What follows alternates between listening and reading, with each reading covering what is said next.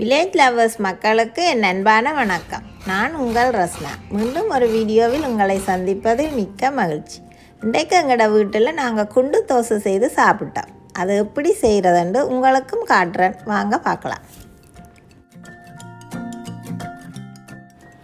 முதல்ல அதுக்கு தேவையான பொருட்கள் என்னென்னு பார்ப்போம். 1 கப் இட்லி அரிசி, 1 கப் வெள்ளைப்பச்சை அரிசி, 1/2 கப் உளுந்து, அதோட 1/2 தேக்கரண்டி வெந்தயம் எடுத்து இது எல்லாத்தையும் சேர்த்து ஒரு 6 மணி நேரம் நல்லா ஊற விட வேணும். அதுக்கு பிறகு ஒரு மிக்ஸி கப் எடுத்து அதில் இட்லி அரிசியை போட்டு நல்லா அரைச்செடுக்க வேணும்.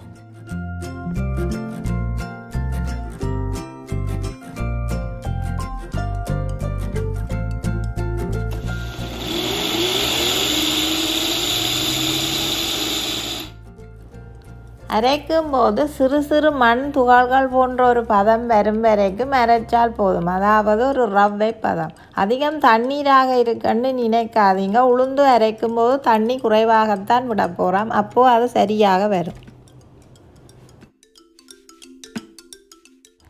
பிறகு வெள்ளை பச்சரிசியை இதே மாதிரி போட்டு அரைத்தெடுக்க வேணும்.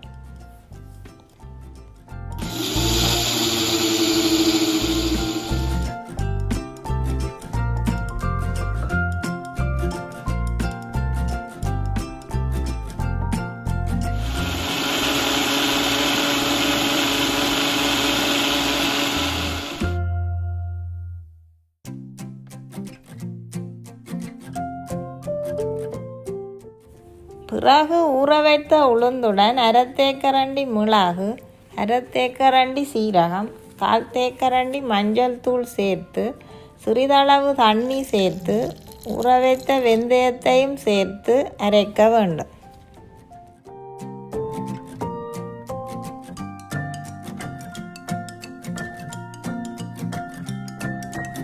உளுந்த அரைக்கும் போது நல்லா பேஸ்ட் போல் அரைக்க வேணும். கையில் தொடும்போது கலவை ஸ்மூத்தாக இருக்க வேணும்.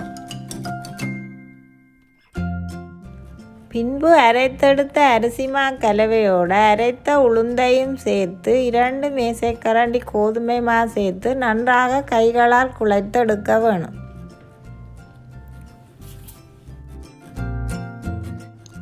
குண்டு தோசை மேலும் மென்மையாக வர வேணுமன்றதுக்காக வேண்டி தான் நான் கோதுமை மாவு சேர்த்துருக்கிறேன். உங்களுக்கு விருப்பமில்லாட்டி கோதுமை மாவை சேர்க்காமையும் விடலாம். அப்போதும் மென்மையாகத்தான் வரும்.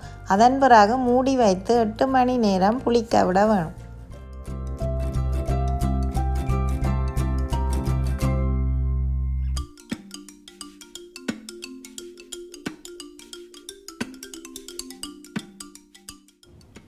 எட்டு மணி நேரத்தின் பின்பு மாக்கலவை நன்றாக பொங்கி வந்துள்ளது. அதன் பிறகு தேவையான அளவு உப்பு சேர்த்து நன்றாக கலக்கி கொள்ளுங்கள். இனி இந்த தோசை மாவுக்கு தாளித்து விட வேணும். அதுக்கு தேவையான பொருட்கள் என்னென்று பார்ப்போம். வெங்காயம் 1 சிறிதாக நறுக்கியது, சிறிதாக நறுக்கிய செத்தல் மிளகாய் 2, சிறிதாக நறுக்கிய கருவேப்பிலை சிறிதளவு, 1/4 தேக்கரண்டி கடுகு, 1/2 தேக்கரண்டி பெருஞ்சீரகம். இத்தோடு சிறிதளவு நல்லெண்ணெய் சேர்த்து தாளித்து எடுத்து மாக்கலவையுடன் நன்றாக கலக்கி கொள்ளலாம்.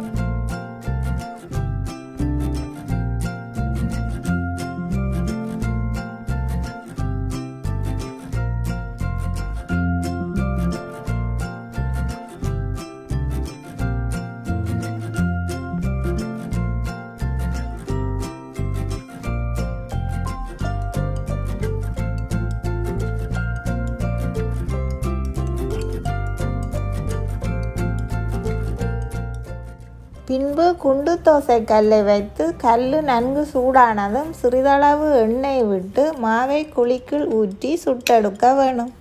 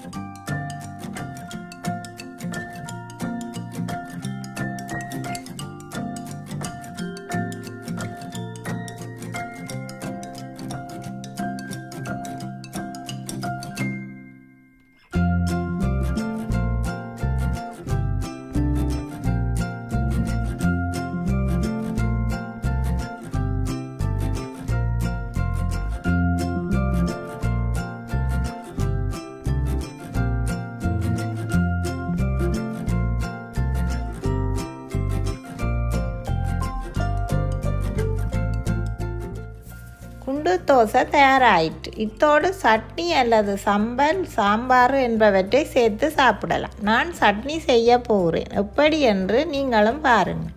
நான் எப்போவுமே ஃப்ரெஷ்ஷான தேங்காய் தான் பாவிப்பேன். எங்களோட வீட்டில் என் கணவர் தான் தேங்காயை எப்போதும் உடைத்து தருவார்.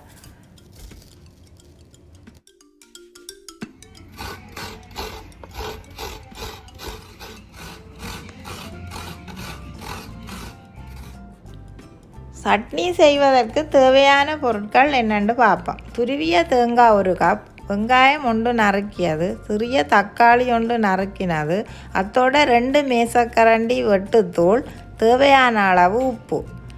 சட்னி செய்யும்போது நீங்கள் தக்காளி சேர்த்து செய்து பாருங்கள், அது நல்ல ருசியாக இருக்கும்.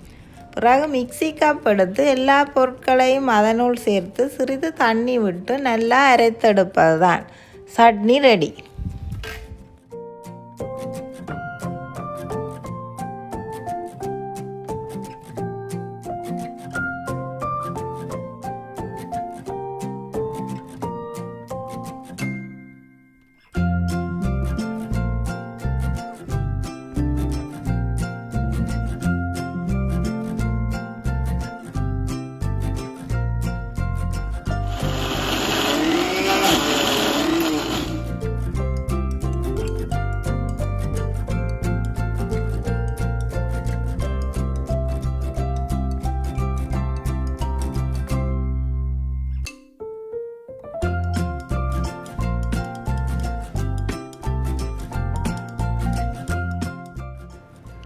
நன்றி மக்களே. இதுபோல் வீடியோக்களை பார்க்க என் சேனலை சப்ஸ்கிரைப் பண்ணுங்கள். நோட்டிஃபிகேஷனை பெற பெல் ஐக்கனையும், உங்கள் விருப்பத்தை தெரிவிக்க லைக் பட்டனையும் ப்ரெஸ் பண்ணுங்கள். மற்றொரு வீடியோவில் உங்களை சந்திக்கிறேன். அதுவரை நான் உங்கள் ரஸ்னா. நன்றி, வணக்கம்.